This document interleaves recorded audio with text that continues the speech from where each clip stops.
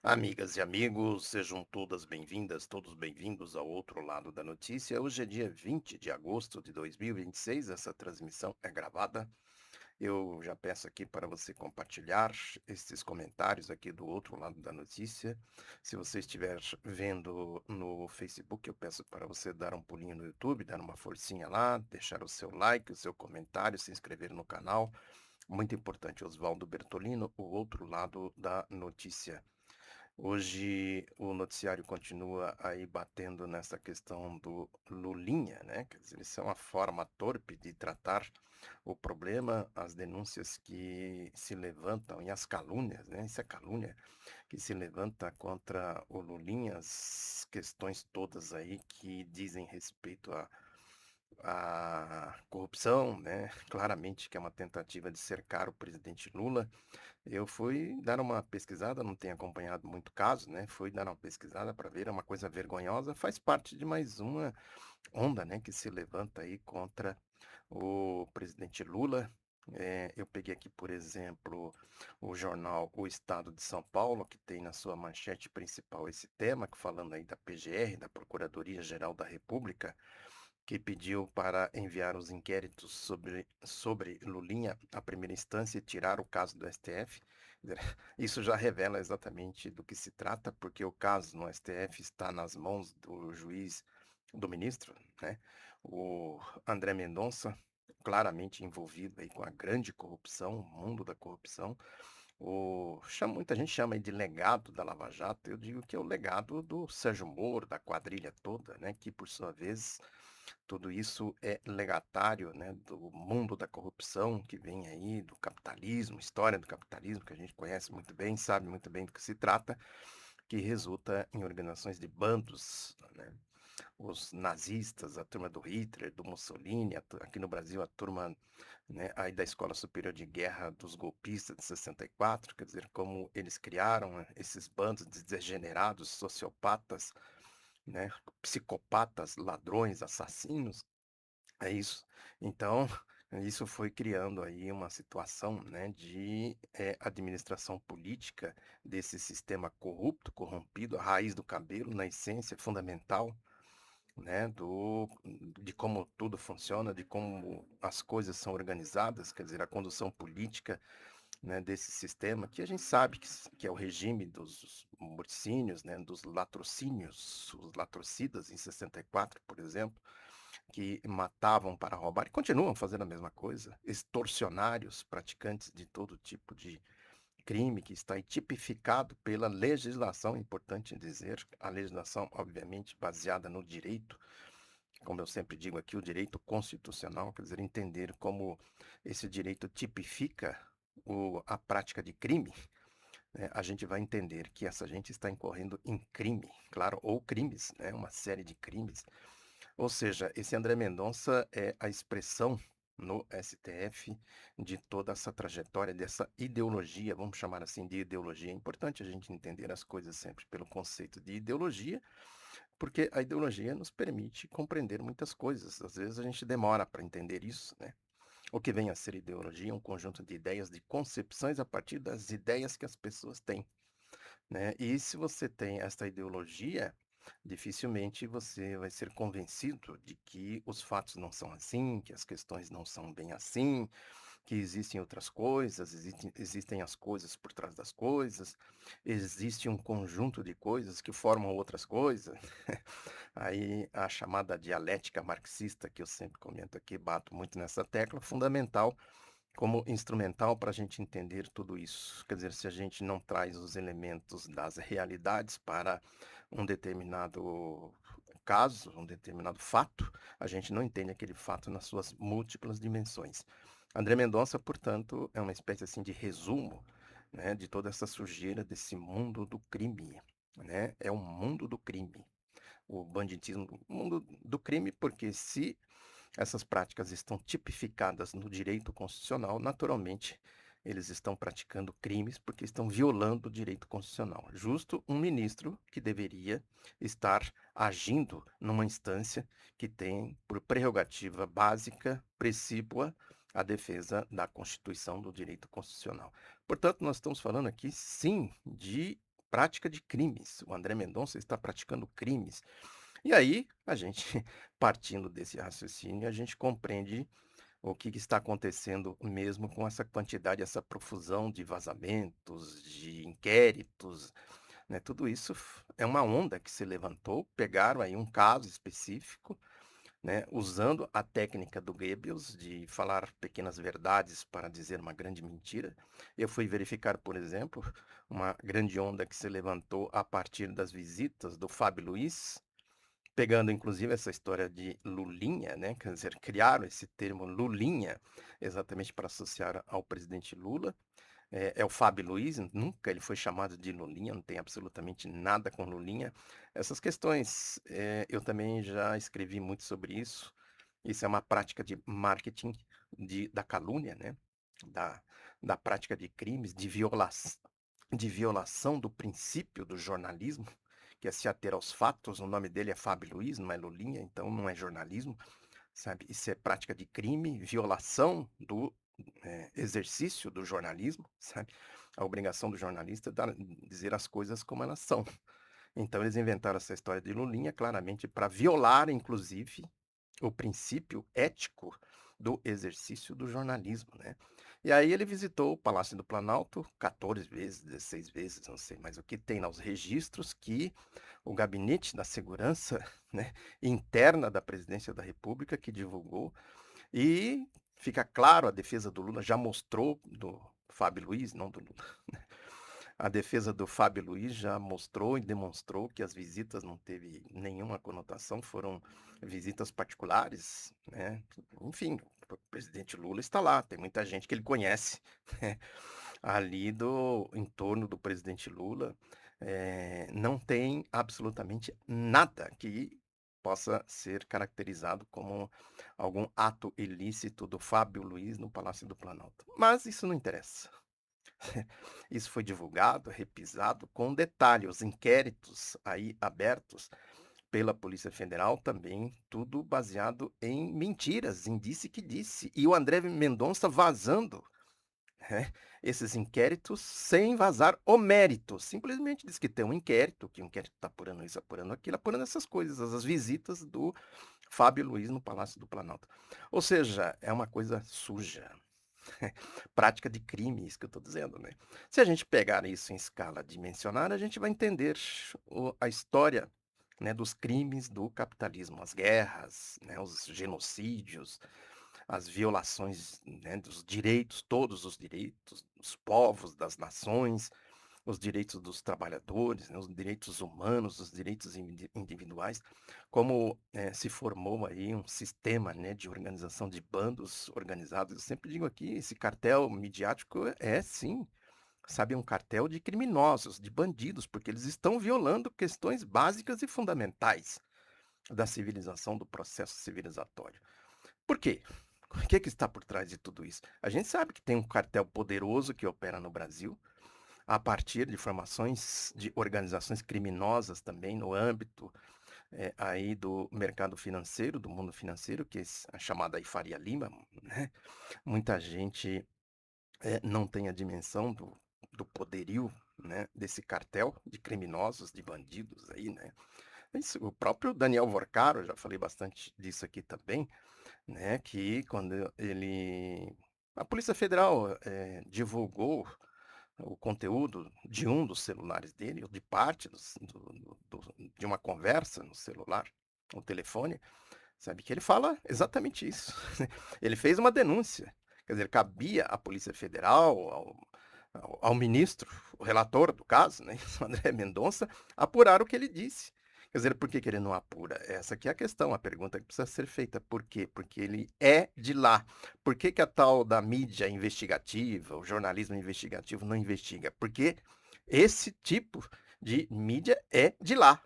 Portanto, né, a gente tem aí o espectro do que é, sabe, esse mundo, o mundo do dinheiro, o poder do dinheiro. Isso não tem ética, não tem limites, não tem fronteiras, não tem absolutamente legalidade nenhuma. E tem as suas derivações. Importante também a gente pegar as coisas por aí. Porque se a regra é a impunidade, a prática de crimes, a começar por uma autoridade do Supremo Tribunal Federal, Lógico que todos se acham no direito de praticar crimes. Aqui, eu pelo menos não vi, né, essas coisas, a gente não tem como acompanhar tudo. Eu também estava envolvido aí na finalização do meu novo livro, Operação Médici, logo logo estará aí. Já tem pré-venda, viu? Quem quiser comprar, R$ 100, manda um pix para osvaldobertolino@gmail.com. Se você também puder fazer uma ajuda solidária, né, manda aí qualquer valor nesse pix para a gente formar o fundo necessário para o início da produção dos primeira leva, né, de livros. E, enfim, eu estava envolvido nisso, me ausentei um pouco do acompanhamento aí dos noticiários, né? Mas, até onde eu sei, o que aconteceu na Bolívia, a prisão de um argentino que atuou aqui na campanha do Bolsonaro, né? Fui também procurar um pouco a história dele, né? Deixa eu até pegar aqui o nome dele, deixa eu ver aqui, que eu vi aqui uma matéria assim bem artificial no G1. Fui procurar no México, ele andou pelo México, andou na Bolívia, o nome dele é Fernando Cermedo, é um influencer argentino próximo a Eduardo Bolsonaro, que foi preso na Bolívia. Ele tentou matar a ex-mulher. É típico, né? Isso que eu falo, né? O mundo do crime, né? Eu vi aí vídeos da mulher denunciando ele, um sujeito violento, né? Troglodita, e também a partir do noticiário do México eu fiquei sabendo também que aquela campanha na campanha do Jair Bolsonaro em 2018, né? Isso pipocou nas redes sociais, vídeos, tem frases e tudo mais. Sou gay e voto Bolsonaro. Foi ele que criou. Aqui no Brasil, a gente não fica sabendo dessas coisas, né? Porque exatamente a prática de crime pela mídia faz com que essas informações sejam, né, omitidas do distinto público, sabe? Ou seja, a violação do princípio do exercício do jornalismo, que é se ater aos fatos e informar as coisas como elas são. Isso simplesmente eu, pelo menos, não vi aqui, né? Fala que ele foi ativo aí na campanha do Bolsonaro, foi ativo na campanha do Milei, estava fazendo sabe-se lá o que na Bolívia, que ele foi preso em Santa Cruz de la Sierra, não pelos crimes que ele praticou, além desse, né, de tentar assassinar a mulher, foi preso por esse crime. Aí, lógico, que teria que levantar a ficha suja desse elemento, né, e mostrar as suas ligações aqui, né. Então foi ele que criou essa campanha Sou Gay, Voto Bolsonaro, né, uma violação, inclusive, da ideologia do bolsonarismo, que é sim homofóbica, xenofóbica, que é isso aí, né. Feminicídio, violência contra a mulher, racismo, tudo que a gente sabe. Tudo que está incutido na lógica da extrema-direita. A extrema-direita, por que que ela é extrema-direita? Também é importante a gente conceituar as coisas para a gente saber, né, do que nós estamos falando efetivamente, por que que ela é extrema-direita, porque ela leva ao extremo uma ideologia capitalista. E o capitalismo ele é branco, ele é machista. A origem da família, da propriedade privada do Engels. É o homem branco, né, entre aspas, cristão, religioso, né, os valores morais, né, o moralismo, essas coisas todas. Como na contemporaneidade tem essa questão, né, muito forte, por conta exatamente da luta do povo, né, dos povos, podemos dizer assim, contra o racismo, a xenofobia, né, a homofobia, tudo isso, né, a misoginia, a questão da mulher, quer dizer, tudo isso eu sempre também tenho denunciado isso aqui, né, tudo isso cria, sim, sabe, sentimentos nas sociedades. O que que eles procuram fazer? Capturar esses sentimentos e manipular.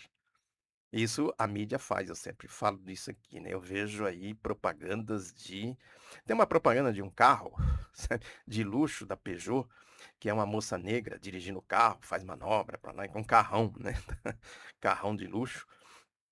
E aí a gente fica perguntando, né, onde que essas pessoas estão representadas, assim também como a população LGBT, essas coisas todas, né, onde elas estão representadas efetivamente, sabe. Eu falo sempre, frequenta um restaurante, frequenta um aeroporto, dá uma olhada nos parlamentos, nas composições todas a gente vê, né, o problema que se falou muito aí uns tempos atrás de racismo estrutural, que na verdade é a estrutura da sociedade a partir da famosa luta de classes, né? Agora visite as periferias das grandes cidades e vê as condições, quem é que mora lá, quais são as condições efetivas de infraestrutura, de direitos, na questão da violência, violência policial, tem tudo isso envolvido, o crime organizado, essas coisas, né, todas que derivam exatamente do poder do dinheiro, da corrupção, né, é isso aí, do mundo do dinheiro, né?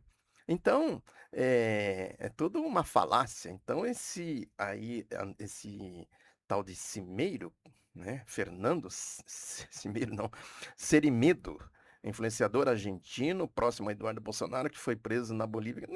Ele é, sim, sabe, um indivíduo, uma pessoa estruturada nesse sistema, sabe, de organização de criminosos, de bandos de criminosos, né? E tem de tudo nisso. Isso aí, podemos dizer, é um braço, né, dessas organizações criminosas, isso aí, traficantes, essas coisas todas, né? Ladrões, a milícia de Rio das Pedras do bolsonarismo, como se dizem por lá, né? Tudo isso. Podemos trazer as coisas também aqui para o Paraná. Estou aqui em Maringá e estou acompanhando as coisas aqui um pouco mais de perto, né? Inclusive trouxe aqui um livro que, sabe, o Sérgio Moro anda falando groselha por aí, né? Falou, inclusive, essa história lá da Santa Casa de Cascavel, que a apresentadora foi para cima dele e falou, como é que foi que ela falou? Que é uma das, a pessoa mais ignorante, alguma coisa assim, né? Do Brasil, como ex-juiz e tudo mais, que ele disse que visitou a Santa Casa de Cascavel. Em Cascavel não tem Santa Casa. É um mentiroso, tá? Ela chega, inclusive, a dizer que ele tem problema de cognição. Ela pede desculpa, não sei se tem algum diagnóstico dele, né? Porque ele é tão cara de pau, tão bandido, que ele sai por aí falando as coisas. Possivelmente ele acha, bom, ninguém vai ficar pesquisando isso, procurando e tal, sabe? E uma das coisas, isso aí podemos dizer, é a superfície de tudo, né? A essência está aqui, ó. Esse livro do jornalista, como é que é o nome dele? Wilson J. Gazino. Esse livro foi publicado em 2006, importante a gente saber disso. 2006. Aqui ele faz a denúncia do caso Banestado, e aqui tem um capítulo que trata, sim, sabe, do caso do Banestado, como eles organizaram o Banestado, tem aqui, né, em Maringá. O shopping Aspen Park, quem conhece Maringá bem, sabe disso, que é um shopping de luxo que tem ali perto do Parque do Ingá. Agora é Maringá Park, depois passou por vários processos judiciais, foi vendido e tudo mais. Aquilo ali serviu, a construção daquele shopping serviu para a desova de dinheiro roubado do Banestado. Aqui não sei se vai dar para ler o subtítulo, eu vou ler aqui, ó. Os bastidores da CPI do Banestado, CPI do Banestado de 2003, responsável pela investigação das fraudes e erros de gestão que legaram um prejuízo de 19 bilhões de reais. Eu não sei se ele atualizou esse valor em 2006. Se ele atualizou em 2006, a gente tem que atualizar para 2026. 19 bilhões de reais à população do Paraná, revelados pelo deputado Neivo Baraldin. É isso. Esse livro aqui devia circular bastante aí na campanha para mostrar quem é Sérgio Moro, sabe? Tá aqui, ó. Sabe? E tem muitas outras coisas, eu já falei aqui, tem aí na internet uma reportagem que eu fiz também, né, escrita, A Vida Pregressa de Sérgio Moro. É isso aí, eu sempre falo aqui, isso aí, no esquema do Sérgio Moro, nesse esquema aqui, está sim, sabe, o submundo miúdo, podemos dizer. Miúdo, se a gente comparar, para estar bilhões, 19 bilhões. Aqui em Maringá eles roubaram 1 bilhão. Valores atualizados há uns 5 anos, mais ou menos. Hoje tem que ter atualização, né? E quem atualizou foi o G1 aqui do Paraná, que é do grupo retransmissor do Sistema Globo, né? Do Grupo Globo, a RPC, Rede Paranaense de Comunicação, esses mini monopólios que tem no Rio Grande do Sul e Santa Catarina, a RBS, Rede Brasil Sul e assim por diante, né? Tem por aí pelo Brasil afora, né? Como eles formam esses conglomerados pendurados numa quadrilha, nos bandidos, né? Do Grupo Globo, essas coisas todas, né? Enfim, aí a gente faz todo esse percurso e chega, nessa questão que eu estou dizendo aqui, ó, que está no Estadão, né, que é uma matéria da Rosiane Kennedy, conhecida, já falei bastante dela aqui, né, tem aí, né, uma ficha de serviços prestados ao mundo da rataria midiática, e diz aqui: "PGR faz segundo drible a Mendonça em caso Lulinha e atrai relator para armadilha no STF". Olha os termos, vamos ler de novo? Isso está escrito aqui. Quem entrar agora, são 12h24 do dia 20/8/2026, vai ver essa manchete lá no Estadão. PGR faz segundo drible a Mendonça em caso Lulinha e atrai relator para armadilha no STF. Quer dizer, é isso aqui, né, como dizia o Sartre, mais ou menos assim, o como é que é? O inferno são os outros, né, meu inferno são os outros. Quer dizer, os outros que o problema é os outros, né, então tem uma quadrilha, a PGR é uma quadrilha, né, que deu um drible no Mendonça, que é o guardião da lei, sabe, e atraiu o relator para a armadilha no STF. Veja como é a prática do crime, né. Isso é crime contra o exercício do jornalismo, previsto na Constituição, não estou falando que é crime de maneira genérica não, estou falando que é um crime. Isso aqui é crime contra o direito constitucional, contra o direito à informação, contra o direito ao exercício do jornalismo, contra a ética jornalística. Eventual recurso do filho do presidente Lula pode levar o pedido para julgamento coletivo na segunda turma da corte. Nesse colegiado, a projeção de placar é nebulosa. Já faz aqui uma previsão, né, um prognóstico. Porque tem uma questão fundamental, né, que quando alguma coisa tem que ser julgada no STF, se trata de crime constitucional, tem que ter prerrogativa de função, tem todo um arcabouço jurídico, sabe? Que a defesa do Lula já mostrou por A mais B e agora a PGR está mostrando também que isso não existe. Por que que o Lulinha, Fábio Luiz, né, tem que ser julgado no STF? Mas isso, para quem pratica crime em nome do jornalismo, isso não tem importância nenhuma, né? Os subtítulos vão por aí afora. PGR pediu a Mendonça para enviar inquérito sobre Lulinha à primeira instância e tirar o caso do STF. Quer dizer, compra a lei, seu Mendonça. Deixa de ser picareta, é isso? Sabe? A outra manchetinha aqui do subtítulo: Lula diz advogado que Lulinha deve se apresentar à justiça e dar esclarecimentos. Lula diz, advogado. O Lula já falou isso 1 milhão de vezes, sabe? Não tem, investiga. Importante a gente lembrar que esse André Mendonça, sabe? E claramente ele tem ali uma manipulação que é o legado, não é isso? Da quadrilha da Lava Jato. Claramente ele tem dentro da Polícia Federal essa banda podre. Eu venho falando disso aqui há muito tempo. Poucas pessoas falaram disso. O Luiz Nassif falou sempre que é uma Lava Jato 2. Eu falei, não é. Sabe? Isso é a banda podre da Polícia Federal, que vem lá da ditadura militar, talvez de antes. A Polícia Federal foi criada por ali, né? Quer dizer, como é o crime organizado dentro do aparelho do Estado. Claramente tem uma banda podre, no caso aí do Vorcaro, né? Eu falei agora há pouco. Claramente, essa banda podre está atuando ali em conluio com André Esteves, do BTG Pactual, sabe? E puseram o Grupo Globo, pôs lá dentro a sua porta-voz, que a partir dali era uma espécie de alto-falante de tudo isso, a Malu Gaspar. A partir dela se propaga todas as infâmias, as indecências e assim por diante. Então, André Mendonça autorizou a quebra do sigilo do Fábio Luiz. Só falta ele dizer vulgo Lulinha, como dizia a polícia na época da ditadura militar, o vulgo, sabe? O elemento, o indivíduo, é isso. E aí quebraram, vasculharam, tá, não acharam nada, enterraram, largaram para lá, sabe? Como a delação do Vorcaro. Por que que não se fala mais da delação do Vorcaro? Eu falei isso aqui, posso dizer sempre, como eu digo, não falei, não falei, não falei, falei. Falei que isso não ia dar em nada, porque isso é uma mentira, uma farsa, né, tal da delação do Vorcaro. O Vorcaro simplesmente tentou roubar os seus comparsas tentaram encobrir o roubo dele, depois ele não fez negócio com um, foi fazer negócio com outro, com o BRB de Brasília. Sempre comentei muito isso no quente, no dia a dia, que eu sempre falo. como eu fazia com a quadrilha da Operação Lava Jato, no dia a dia. Agora estou fazendo de novo. Vou tentar retomar aqui para pegar esse caso aí do Fábio Luiz, vulgo Lulinha, sabe? E pegar sempre por esse viés de como essas facções criminosas que formam o cartel mafioso midiático tratam a luta política, o debate político, por interesses outros, porque tem outros interesses por trás disso. Ainda prosseguindo aqui, entenda por que inquéritos de Lulinha sobre suspeitas de tráfico de influência estão no STF. Entender o quê? É só pegar a Constituição, ver o que diz a Constituição, as derivações da Constituição, os códigos todos aí, né? E chegar simplesmente a apresentar os fatos e como os fatos se enquadram nesta legislação, simples assim. Mais uma. Exclusivo. Amiga de Lulinha diz que sócio de Nunes Marques atuaria em contrato de cannabis. Nunes Marques, esse aí também, né?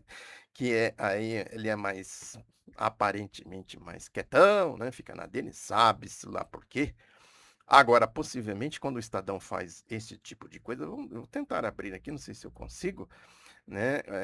O Fausto Macedo, o blog do Fausto Macedo, quando eles põem nesses termos, é porque eles já estão sabendo de coisas do tal do Nunes Marques. Então já vão empurrando o Nunes Marques também para fora, né? Quer dizer, as coisas vão aparecer do Nunes Marques, e aí nós vamos dizer que nós já denunciamos sim o Nunes Marques, ele não é dos nossos, né? A rigor, né, nem o bolsonarismo é deles, desse mundo aí, né? Isso que eu falei. À medida em que você tem um sistema que ele só funciona à base de formação de bandos de crime organizado, todos os bandidos vão se organizar em torno desse sistema. É o sistema do dinheiro. Onde tem dinheiro, eles vão atrás, não é isso? Uns vão de um jeito, outros vão do outro. Um forma cartel na Faria Lima, outro forma milícia lá em Rio das Pedras, outro forma quadrilha aqui no Paraná, sabe? A partir da 13ª vara de crimes financeiros, a quadrilha do Sérgio Moro, né? Do caso do Banestado, essas coisas todas, né? Então, cada um se vira como pode. O importante é ver como se encaixa no sistema para roubar o povo, né? Saquear os países. Eu sempre falo, os ativos que viram derivativos, tudo são ativos, tudo vira ativo, né? Trabalhador sem direitos, sem férias, sem aposentadoria, sem nada, é um ativo. Ele tem força de trabalho, e eles vão extrair toda a força de trabalho para gerar derivativo, ou seja, gerar dinheiro. E praticar fraudes, roubos. Nós estamos vivendo o caso aí da Casas Bahia. Claramente, mais um golpe na praça. Essa gente é assim, na época do Plano Real, eles fizeram muito isso. Compravam empresa para lavar dinheiro, criavam um banco qualquer, né? O Bozano Simons, assim, marca Fonte Sindan e tantos outros, né? Isso já vinha na ditadura militar, eles fizeram também isso, mas a partir da implantação do projeto neoliberal, que é o arcabouço do Plano Real, eles deram proteção para essa prática de crime, lavagem de dinheiro, né, evasão de divisas, caixa 2, essas coisas todas. Criaram a lei de responsabilidade fiscal, tripé macroeconômico, né, a ideia da independência do Banco Central, que aí passa a ser controlado por eles, né, quer dizer, o dinheiro passa tudo pelas mãos deles, e o capitalismo é assim, sem dinheiro não se faz nada, né, e consequentemente eles passam a ditar as regras a partir do seu imenso poder, uma ditadura do dinheiro. E essa ditadura obviamente, que protege todos os tipos de práticas. Então, eles compravam as empresas, quebravam as empresas, roubavam, lavavam dinheiro e sumia com o dinheiro, ia para paraíso fiscal, essas coisas todas. Esse é o mundo desta gente, né? Então, quer dizer, é óbvio que quando a gente se depara aí com esse caso da Faria Lima, né, quer dizer, é isso, cada um se organiza aí conforme as suas possibilidades, né, os seus interesses para formar bandos, né, criar bandos. E essa lógica de bando vai para a política. Tudo depravado, né? Gente depravada, Sérgio Moro, esse que eu falei aqui, o tal do Sandro Alex, que é o candidato do Ratinho no Paraná, Tarcísio de Freitas em São Paulo, né? Então, você vê tudo gente, assim, deplorável, né? Lamentável, gente de valores reles, né? Agora, tudo isso está envolto na ditadura ideológica, também isso é importante, estava falando aqui, né? A partir da ideologia a gente compreende as pessoas. E aí você vai explicar as coisas para as pessoas, todos nós já passamos por isso, com certeza. Você explica, olha, você tem que pegar A com B, somar um mais um, né, que dá 2, 2 mais um dá 3, sabe.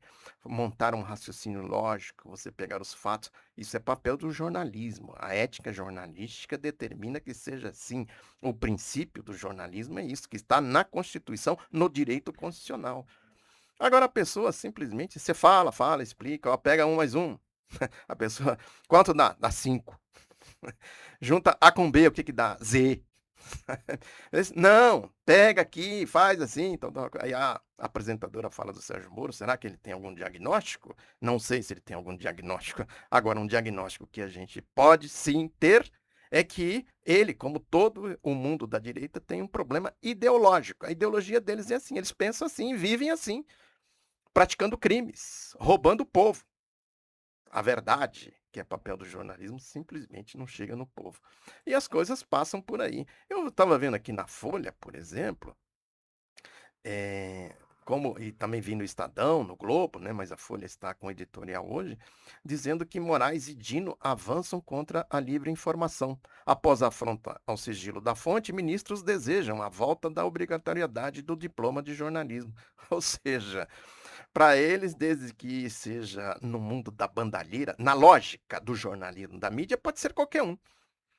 Então, quando, segundo a Folha aqui, o Flávio Dino e o Alexandre de Moraes, né, começam a exigir um certo controle, né, da divulgação de informações, e até pegar aqui, depois eu vou pegar com mais detalhes, mas tem uma matéria no Consultor Jurídico que detalha bem quem é o tal lá do Maranhão, sabe?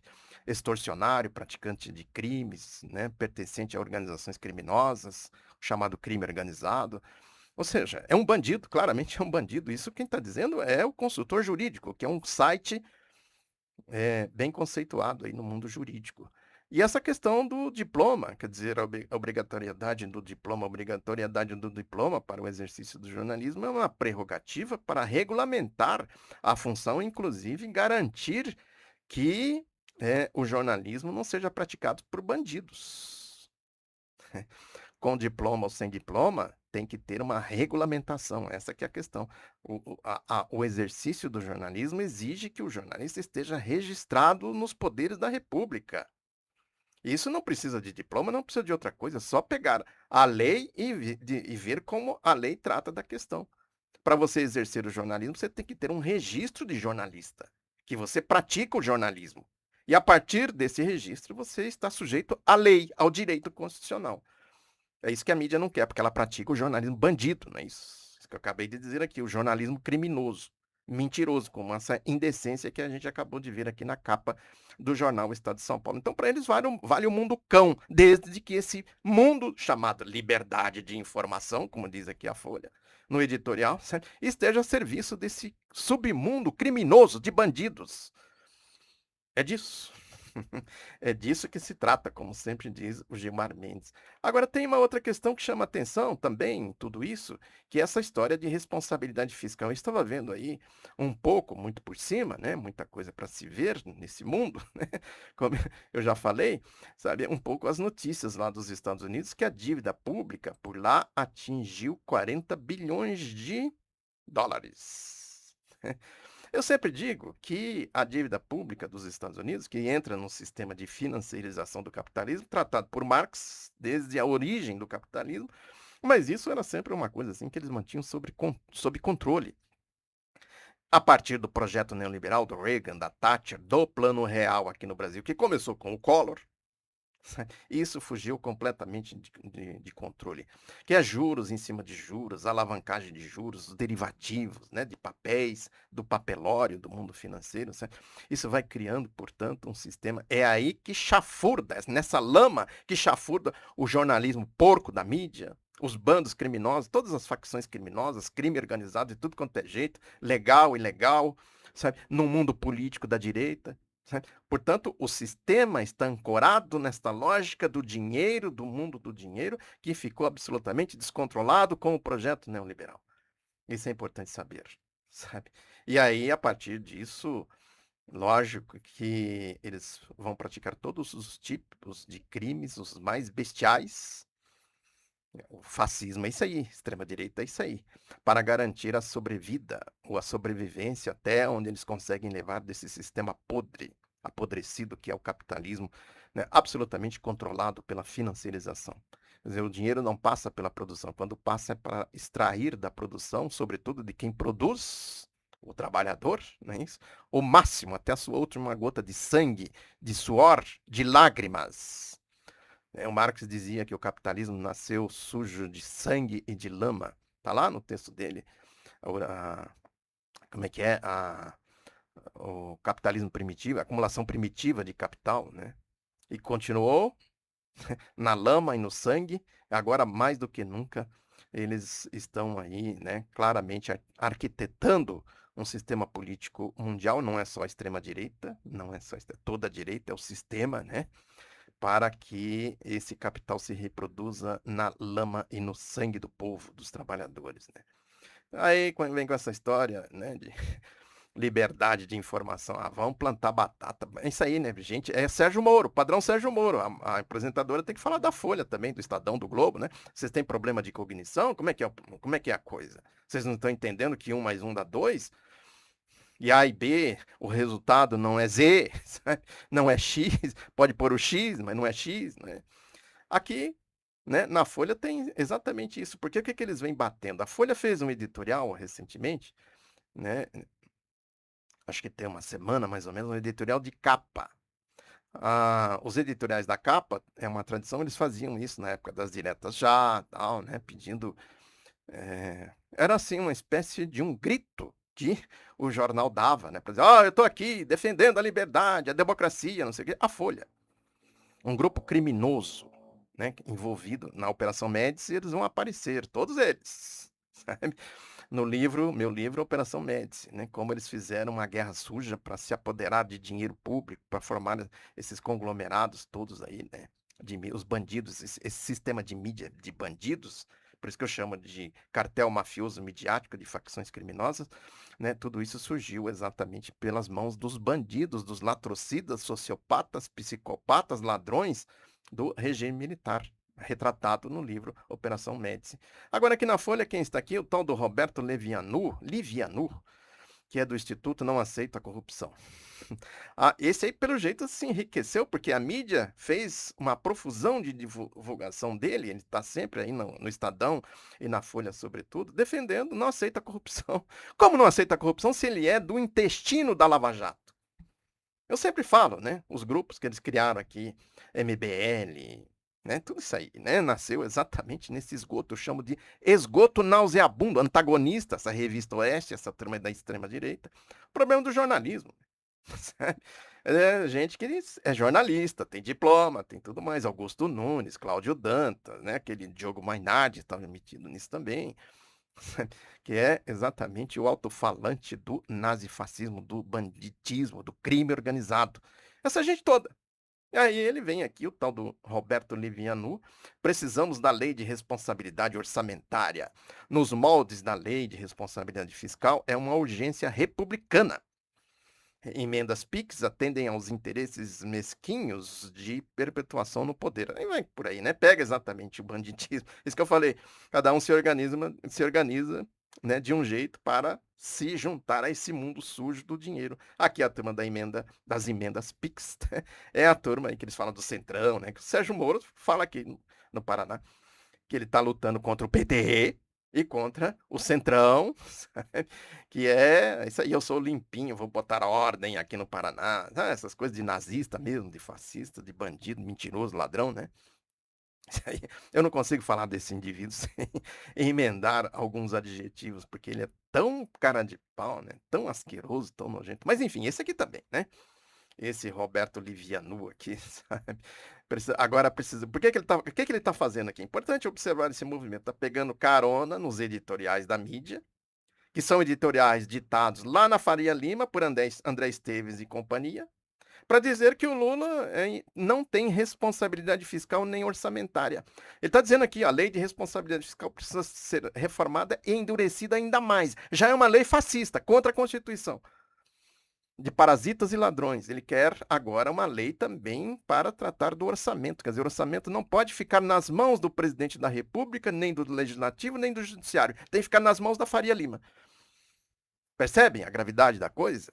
como eles criam essa onda, portanto, é um ataque coordenado, articulado, e deriva para organização desses esquemas, como o do André Mendonça, da banda podre da Polícia Federal, essa história de Lulinha, Lulinha, Lulinha, Goebbels, né? Repetindo, repetindo, pega um fato aqui, pega outro fato ali. É verdade que o Lulinha esteve na presidência, no Palácio do Planalto? É verdade. Quantas vezes? 14 vezes? Ou 16 vezes? Não me lembro agora. O Metrópole fez até um vídeo sobre isso. Coisa vergonhosa, nojenta. É verdade, tá aqui, a GSI mostrou aqui que ele esteve lá.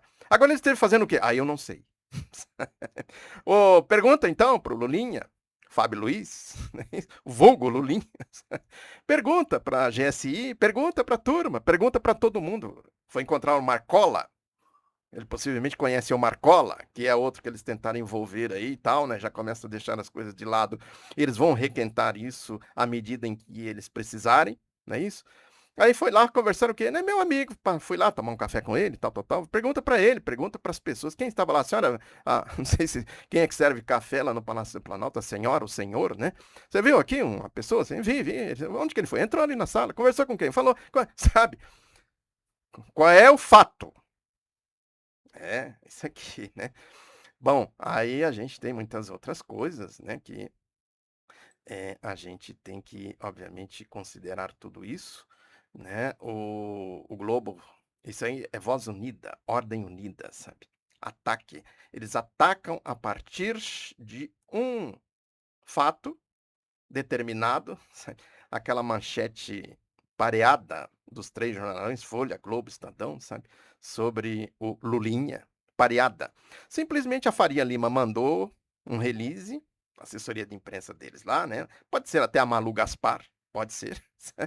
Manda um release para as redações, eles simplesmente, ó, põe aí, dá essa manchete aí, pega o release e copia lá, inclusive as vírgulas, o tamanho. Cada palavra, cada vírgula, né, tudo copiado, eles põem na manchete e divulgam como verdade absoluta. Isso aí, né? Esse é um mundo, né, que está se apresentando aí para as eleições, que é uma eleição que tem, né, papel assim estratégico na geopolítica, sabe? Importante saber disso. Muito obrigado pela atenção. Peço para você divulgar o outro lado da notícia. Se você estiver lá no Facebook, peço para você dar um pulo lá no YouTube, Oswaldo Bertolino, o outro lado da notícia. Participe lá, né? Se inscreva, torne-se membro se você puder. E membra, né? Divulgue, comente para a gente impulsionar aqui as nossas transmissões. Impulsionar o outro lado, as coisas por trás das coisas, o outro lado da notícia. Um abraço, até a próxima.